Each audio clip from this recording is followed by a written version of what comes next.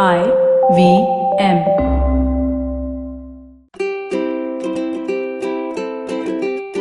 Hello and welcome to the Habit Coach Podcast, the bite-sized podcast filled with quick and easy actionable habits. Remember, great habits create that awesome life.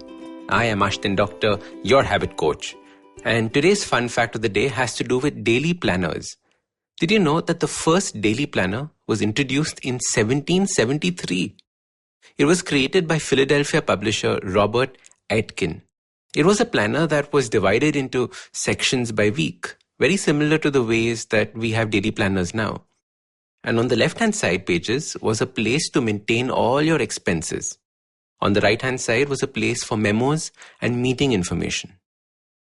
The problem with this planner was that it was way before its time.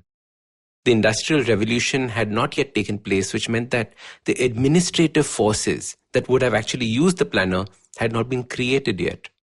The first successful planner, however, was launched in the 1900s. And then there was a full-out fight between the various companies trying to gain traction and market share. Daily planners have mainly been used by companies as marketing or advertising collateral. And I remember as a child, around the end of December or early January, we would get close to 15 daily planners, all from different companies. My grandmother would then sit and evaluate each one. It was a very serious time. It was one of the most important decisions to be taken for the year.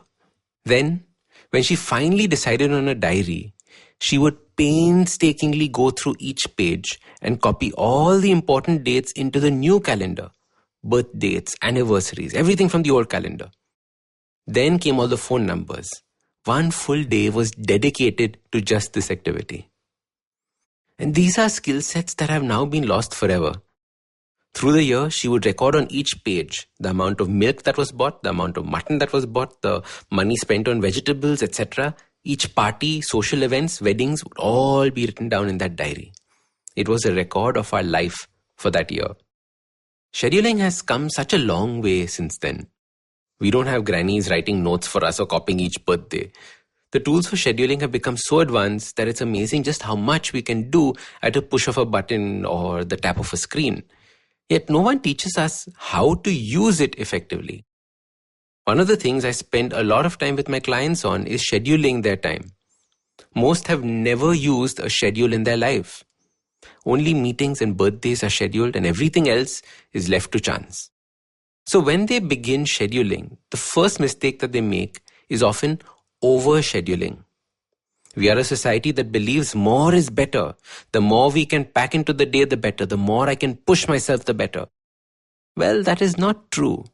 You see, there comes a point where too much actually retards the progress. There are three things that can happen when we overschedule that can affect your growth.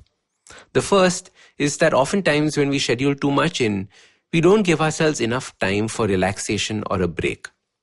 We schedule one meeting after another. And it's important to keep free time or buffer time doing nothing. Secondly, when you overschedule, you could look at your day and suddenly feel overwhelmed. Oh my God, I have so much to do. And most of these tasks are just things that you put on repeat each day. Meditation every day at 6 o'clock. Exercise every day at 8 o'clock. And this can just create inertia to start because you just feel there's so much to do. What's the point? And finally, when you overschedule, you realize that you have only completed about 45% of the things that you scheduled for the day. This makes you feel like a loser, like you are not achieving enough, that you are unable to complete everything that you planned. The truth is that you had planned wrong. It had nothing to do with the fact that you lack discipline or are a loser. Instead of trying harder each time, I would suggest that you reduce the number of things that you've planned. Cut your schedule in half if you need to. Chances are you're not ready to deal with all that you've planned. Once you consistently begin completing all that you've planned, then you can go and add more to your schedule. As always, start small and grow from there. If you're not scheduling, please start. And I'll do lots more podcasts on scheduling. So your simple habit to prevent yourself from feeling that you're not achieving enough, that you're doing everything you can, even after planning you're not achieving enough, starts by reducing the number of things that you've scheduled. You need to be realistic about the plans. Start small till it becomes easy and then keep adding. All these high-flying CEOs with packed days and endless amounts of energy that we see on TV or we see on social media, all started small and then grew from there. So start these habits and share with us your progress using the hashtag #TheHabitCoach. If you like this podcast, don't forget to check out other interesting podcasts on the IVM network. You can listen to us on the IVM Podcast app or ivmpodcast.com. You can also follow us on social media. We are at IVM Podcasts on Twitter and Instagram. If you want to reach out to me, I am Ashdin Doc on Twitter and Instagram. You can find lots more information on my website, awesome180.com, or check out different content on my YouTube channel called AWESOME180. That's Awesome 180.